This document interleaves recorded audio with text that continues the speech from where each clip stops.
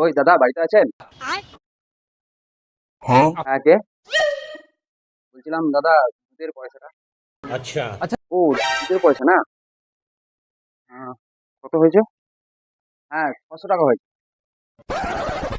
দাঁড়াও দাঁড়াও, তুমি যাকে তাকে না দেখে তুমি পয়সা দিয়ে দেবে?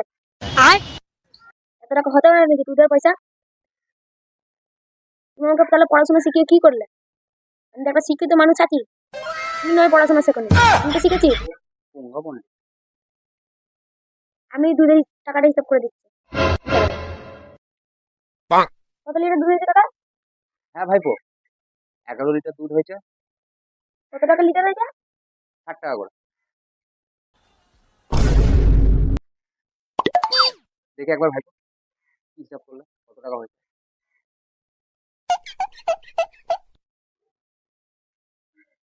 আমার হিসাব করতেই ভুল হয়েছে। 660 টাকা হয়েছে। দিন দাদা, তাড়াতাড়ি দিন, আমার আরো। চল, চল, চল, চল।